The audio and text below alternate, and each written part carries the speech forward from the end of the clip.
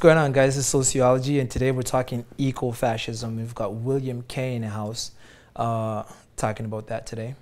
Very, very astute gentleman, very well read. I love having conversations with him, and hopefully you guys will enjoy some of this. William, how are you doing today? I'm fine. Awesome. Okay, so let's just jump right into it. Tell us a little bit about your educational background. Tell us about that. Well, I'm always conflicted when I talk about education. Personally, I have degrees in literature and law. Right. I graduated in the mid-'80s.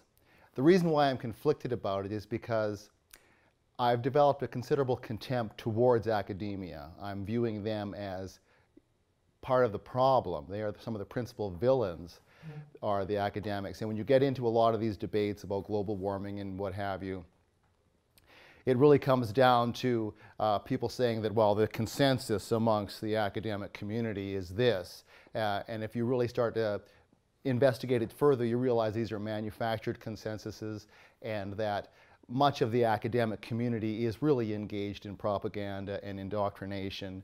And they put so much emphasis on their own pedigrees and on their own PhDs and what have you. So it's a mechanism to sort of silence the masses. Right. Say, well, these guys have got these degrees, hence why don't we just all listen? There actually was a really good study done about how difficult it is for people to grasp a scientific controversy.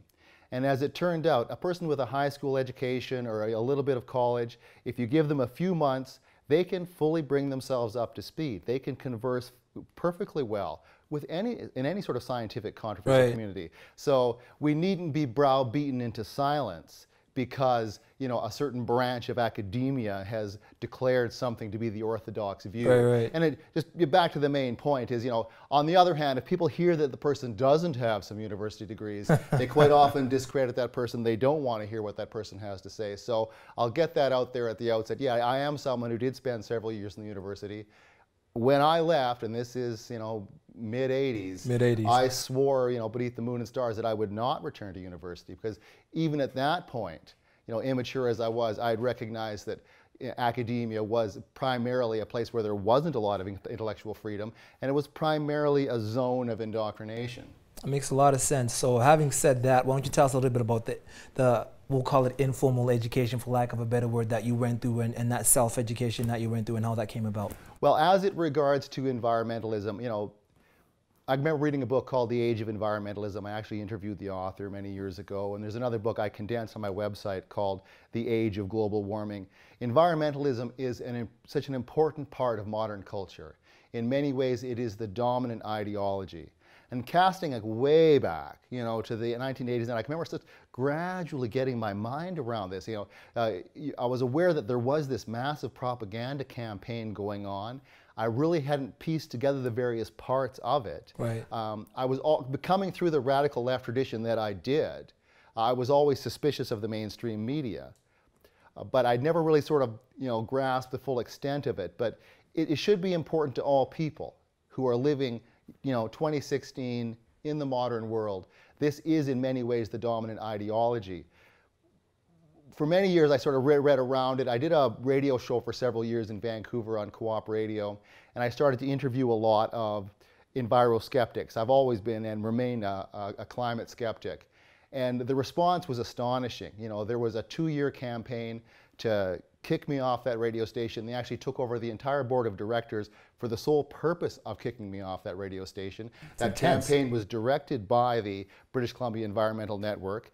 It made, full-page news in the Vancouver Sun. It was a big story at the time. Right. But it also, didn't endear me to that community, and it caused me to research it even more.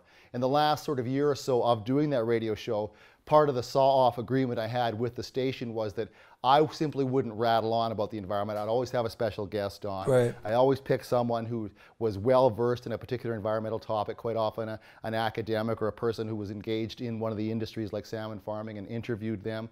This, of course, even made the environmental movement even angrier that I was doing this. And it was an education for me about how powerful they were, how sinister they were, and that caused even more reading.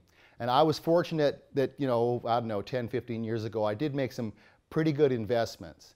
And that has freed me up personally so I have not had to work for the last decade or so, and I've pretty much devoted myself, in addition to other things, but to working on the website, ecofascism.com, and to really doing the reading.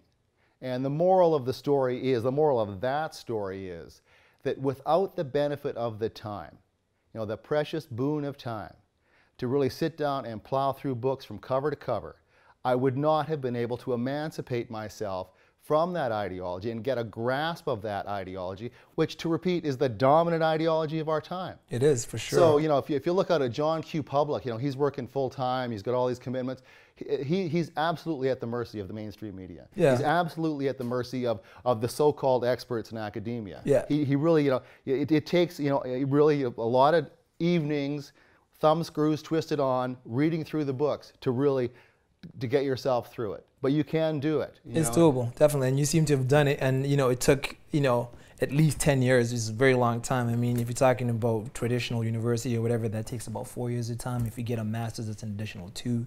If you get your doctorate, that's like another 2 or 3. So you're talking about 8 to 9 years, and you took 10 years. So it's a lot of, that's a lot of time put into it. I feel, they say it takes, every overnight sensation takes 10 years to become an overnight sensation. Exactly, definitely. So my 10 years are in now. I'm ready to become an overnight sensation. But I've done the work, and I'm not trying to con anybody. That's one of the beauties of this. Is I'm not being paid to do this. I'm not putting any spin on anything I'm doing.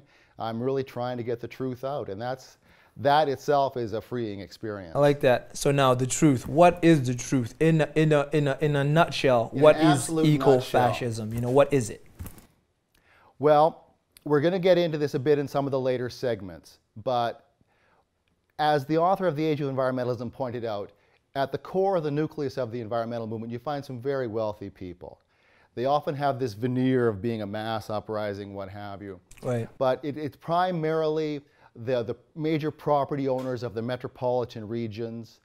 They do not want to see the hinterlands developed. They do not want to see major migrations of people out of the metropolitan areas into the hinterlands. They have, and it's hard for people to grasp this, but these people have an animosity towards capitalism. You would expect them to be opposed to socialism, and they have a lethal hatred of socialism. But they also have a real issue with sort of economic liberalism. They want a highly regulated, highly controlled economy, of course, with them at the top. And that is what it is. Because when people say, oh, the environmentalism, did that develop in the 60s? I said, yeah, well, maybe the 1860s. This is a very old social political movement that in the 1960s rebranded itself. It was not referred to as environmentalism until the late 1960s. But it wasn't as though a whole new movement sprang into being. There was a pre-existing, very well-structured political community with thousands of structured chartered organizations in land conservation and things like that, that hired the marketing people and rebranded themselves as green, as environmentalists. They sort of coined these terms. And during that period, like from 1968 to 72, almost every government in the Western world established ministries of the environment. You had Earth Day in the United States. 20 million people took part in that. It was organized by the U.S. federal government. This wasn't some mass uprising. This was the government, organizing what had the appearance of sort of a Vietnam anti-war protest. They're really good at that. The term is sort of astroturf. This isn't a grassroots movement. This is a fake grassroots movement. They're very good at that. And they sort of conjured into being this, what had appearance of sort of being a sort of leftist mass mobilization of people, but really was this sort of this old guard, this entrenched old money establishment, trying to, refurbish what they'd been saying all along and making it sort of hip and popular. I have vague recollections of that. I can remember being 10 years old and watching, news about the first Earth Day on television and things like that. So I have a vague personal recollection of that. Okay. And it's also important at that time there was this incredible blitz on about overpopulation. And that's one of the twin movements inside environmentalism. And that sort of comes and goes in waves as well. But at that time, when I was a younger child, that was like daily news. Those overpopulation scares, which ties into environmentalism as well. So I don't know, I got off topic there. No, it was definitely all within the same topic. Now let's talk a little bit about that. Having said all that, what is the ultimate goal of all this? I mean, there's this old guard that's trying to restrict people having land and all these other things. Why? They are, these are people who have, this is a political tradition that has always been hostile to democracy, hostile to liberalism, Right. hostile to certainly anything leftist. They have a different sort of social order in mind. And it is one where there is a great deal less freedom and democracy, where the economy is much more centrally planned. That's the direction they're always trying to push things. They're not so much interested in economic growth. What they're interested in is political stability.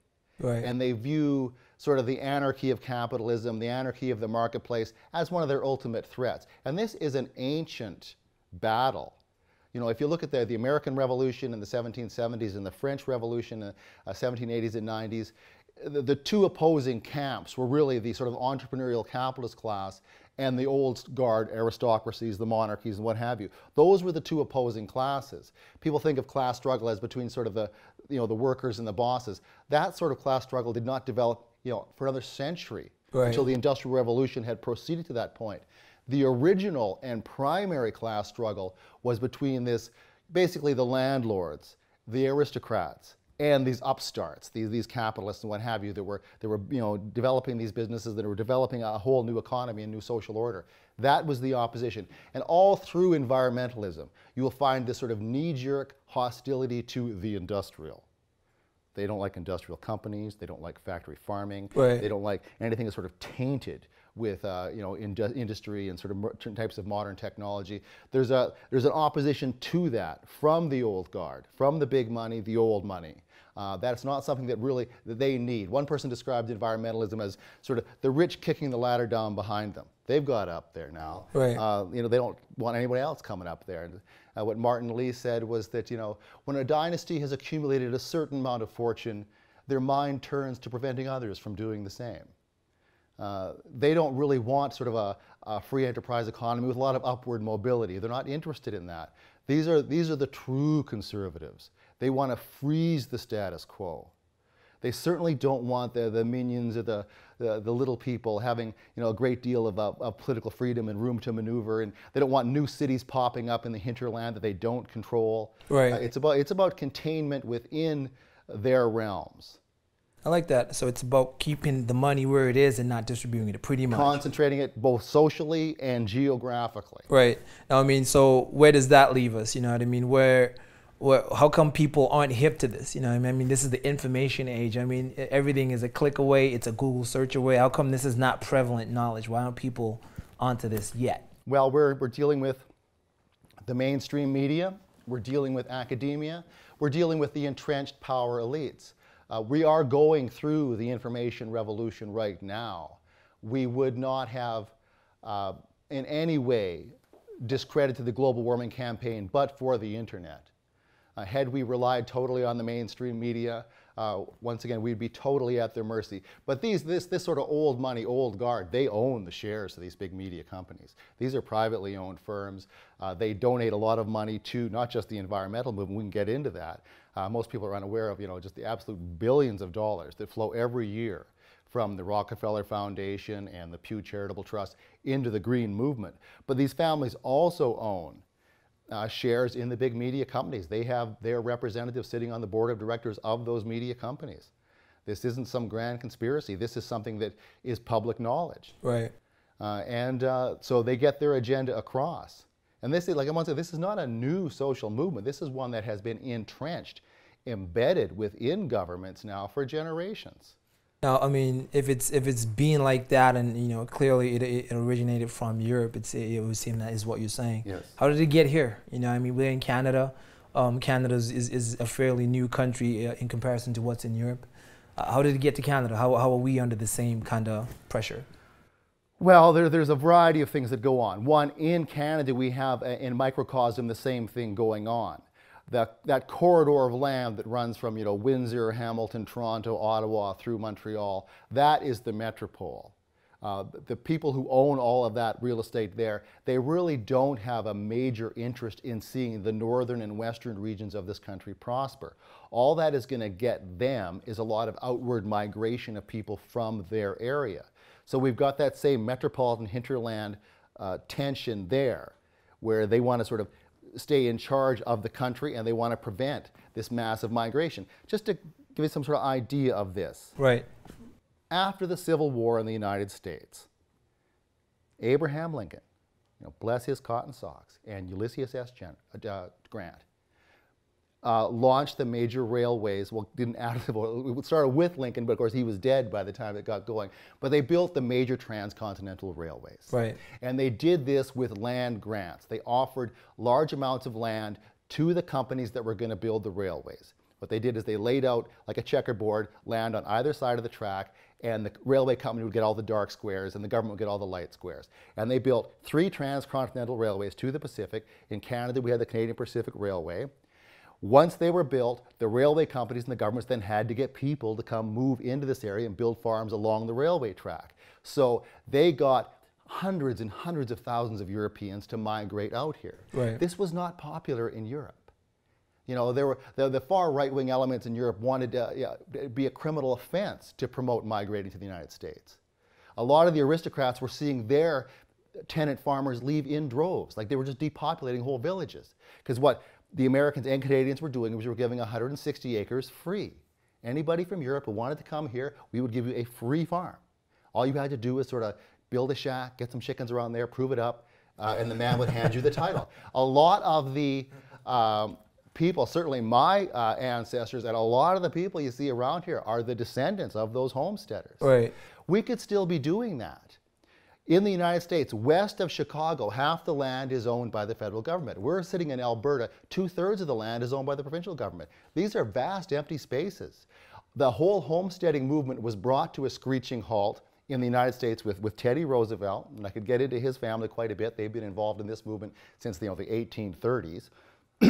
They put all the public lands off of development. They could easily revive these programs.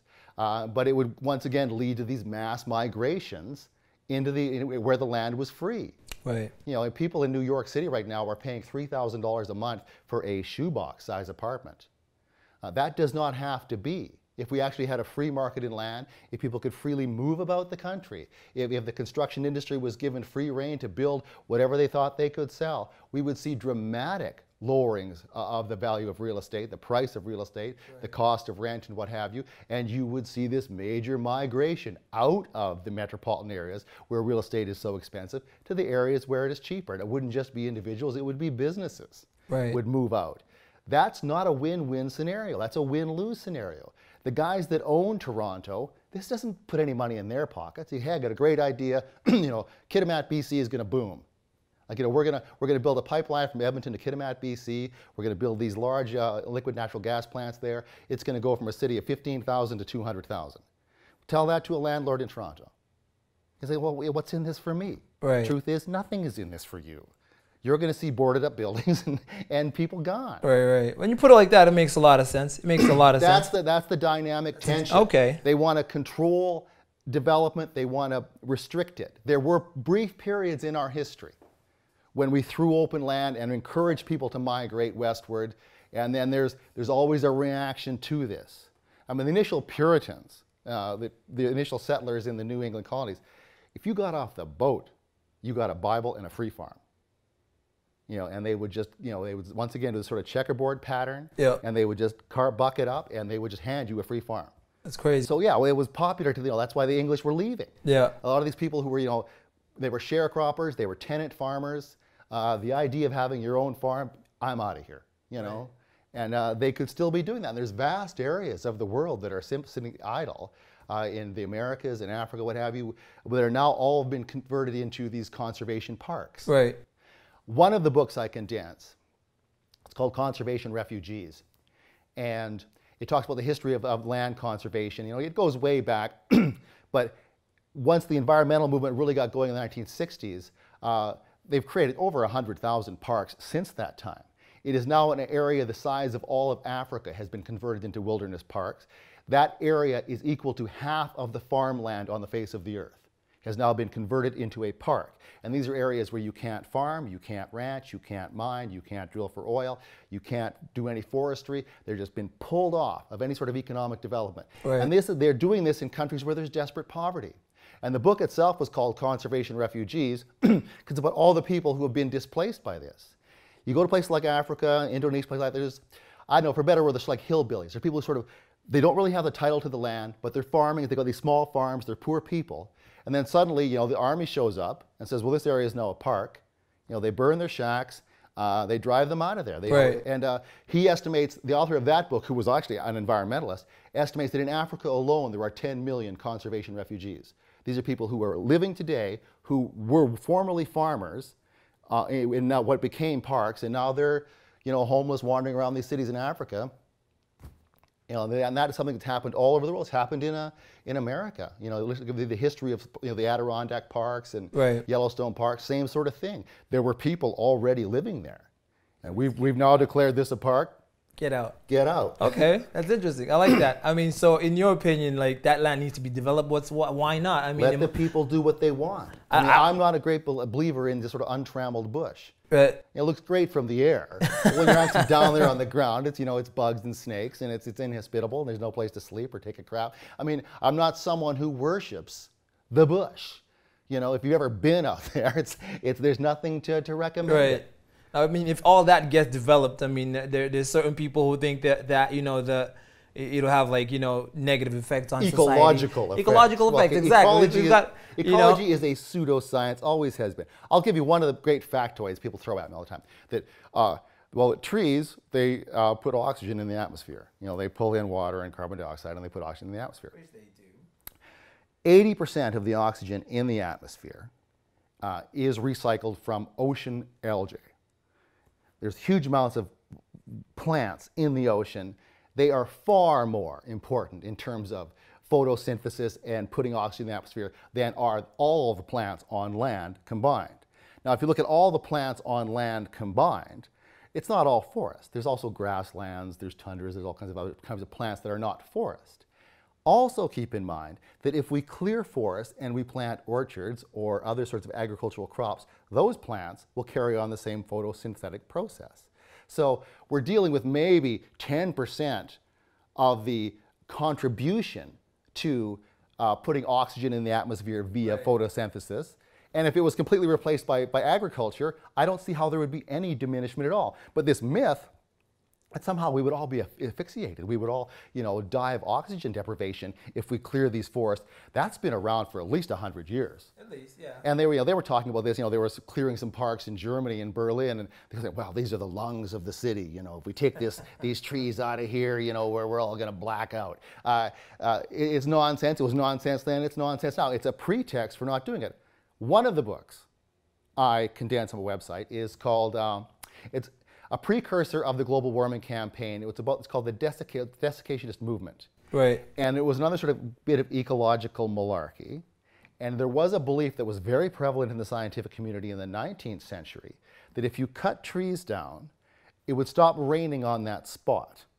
There was a belief that there was water trapped in the trees, which there is, and the sun beating down on them causes the trees to expire, and a bit of that water floats up into the atmosphere. And the theory was, if you clear a forest, you turn it into a desert. It will stop raining on that spot. Yeah. But this was the orthodox view in the biological community circa 1860, 1870. Right. Like this, oh yeah, you can't clear those forests, man. You think you can turn that into a farm, but you won't. You clear the forest, you'll have a desert. Okay, it was BS. In reality, you know, 99.99% of the water in the atmosphere comes from the sun beating down on the oceans and the big lakes and what have you. Right.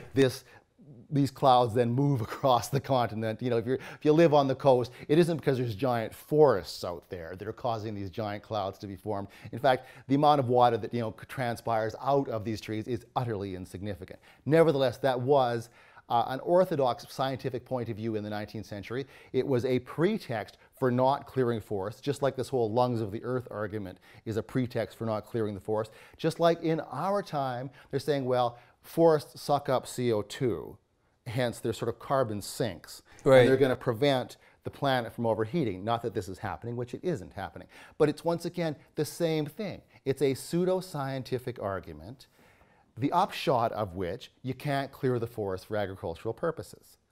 Makes sense. In each instance. But, like, I mean, all of that makes sense, right? But I mean, so far, like I'm yet to find, a lot of academic, academics or people of a scholarly nature, well-educated people who speak on that. Why is that? I mean, why is it that Harvard hasn't done a study on it and found that this, or why hasn't this? My theory is this, is that those academics are a bunch of lying hooers. What would make them lie? After many years of research, I've arrived at this conclusion. What would make them lie to us? What, I mean, I don't get it. They're being paid to lie to us.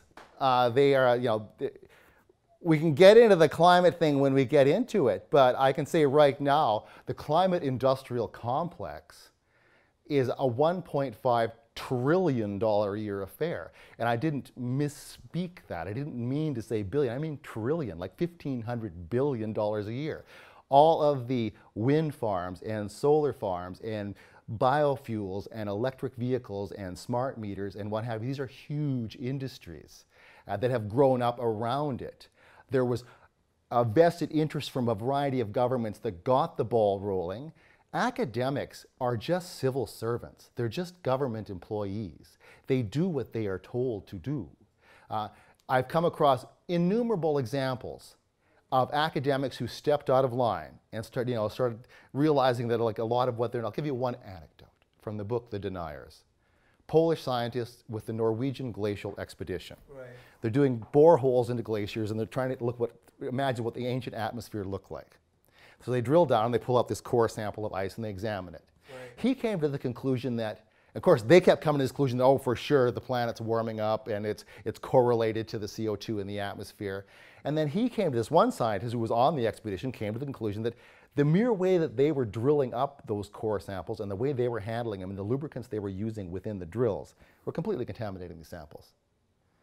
And so he wrote a paper about that, and the head of the expedition pulled him in and said, look, we're getting millions of dollars of money from the Norwegian government for this ship, for this drilling equipment. We're glacier people. We get to study glaciers, okay? If we put out global warming stories, we get to keep this money. If we start contradicting this, the whole thing comes down. And I can tell you people who've, scholars who have worked in the computer modeling business say the same thing. Right. Geologists, there's a whole series of academic disciplines that have been corrupted. If you can somehow frame your research to make it compatible with the global warming hypothesis, the gravy train keeps going. Right, there's more money. And there's been innumerable examples of academics and scholars who realize, this is bogus, and they get pulled up. I mean, the talk around the water cooler, a lot of these guys are very cynical. Right. This is how we're getting money.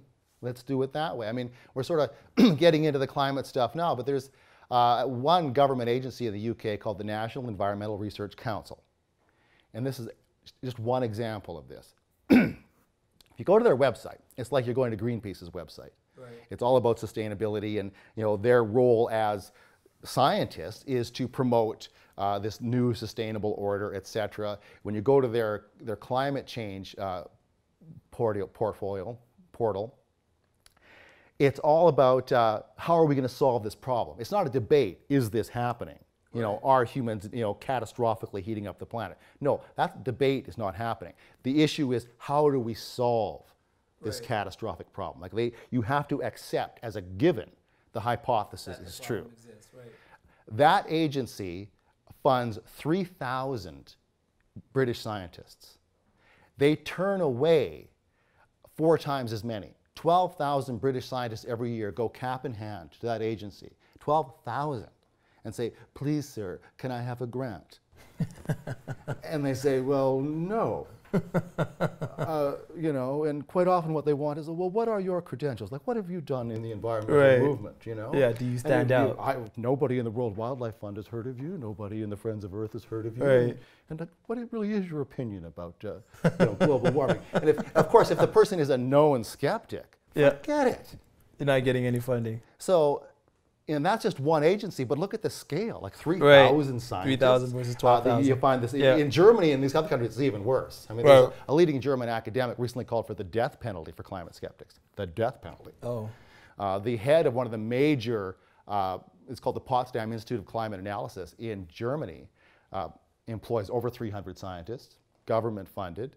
Herr Schellenberger, he's repeatedly on record as saying that we're never going to solve the climate catastrophe as long as we have democracy.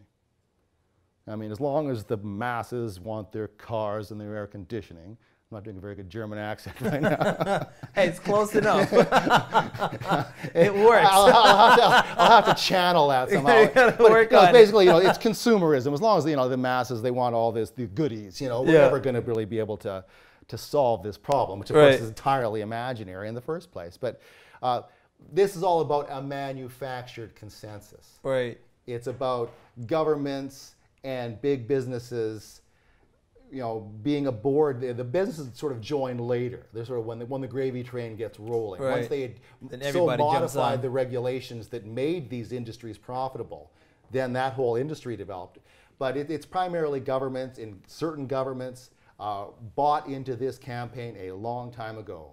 And what we are, you know, calling, you know, somehow, what I find as a joke is that, you know, scientists, people say, well, they wouldn't lie. Yeah. You know, I mean, they've got such, you know. I know the government will not lie to us. You know, but the scientific community, I mean, these men have taken an oath to, you know, uphold science, Right. and go wherever the facts go, and just the evidence. Damn it. Journalists make those sorts of oaths. Does anyone say that about the media? You know, they wouldn't lie to us. Nobody says that. Lawyers take all sorts of oaths, you know, to be officers of the court and to, you know, uphold things, but no one trusts them. But somehow these scientists are a breed apart. You know, they're not corruptible at all, and that's an absurdity. You know, the fact is, a lot of them are, you know, first career failures. You know, college bums for 20 years. Eventually, you get a PhD, and you know, Canada alone has got 40,000 so-called postdocs. It's got the PhDs and no jobs, Right. hanging around universities. They'll throw them the odd crumb to sort of keep them alive. Yeah. We've got tens of thousands of those just in Canada. Yeah. Okay, so it isn't too hard to pull together some sort of scientific panel of 100 or 200 academics. Right. If you had the right kind of money. To say whatever. You know, Right. to say their That makes assholes sense. are purple. They could, you know, you can get them to say whatever you want. You can march them around in a parade square like soldiers.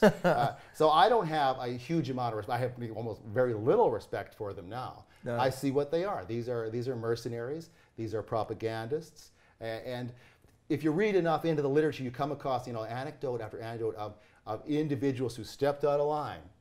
And got put back in line. And the other academics see that. And quite often, these guys are well paid. These are six-figure salaries. Right. A lot of them get consulting gigs on the side, what have you. There was a campaign in the United States recently to you know, basically sue and silence the climate skeptic community. Right. The leader of that campaign was an academic who was making over 200 grand a year from a university. He had a consulting company which was making similar amounts of money. His wife worked for an environmental organization. Their household income was, they were totally into climate activism. Their household income was over $1 million a year. That's crazy. So there's a lot of money to be made Yeah, in this. in that community, and that's why they, you know, it buys their loyalty. Right. You know, they see, you know, those, you know, six-figure salaries coming down the line. They click their heels. Okay, nice. So I mean, let's sum all that up and have like a straight definition. Ecofascism is, what is that? Ecofascism is a deliberately pejorative term to describe the environmental movement. It links it to the fascist movement of Europe that ruled Europe for 2 or 3 decades earlier in the 20th century. Those environmentalism is, a better word for it would be neo-fascism. It is the revival of the fascist movement. It shares the same sort of social constituency of fascism. It shares the same political agenda as fascism. It is the recycling of fascism.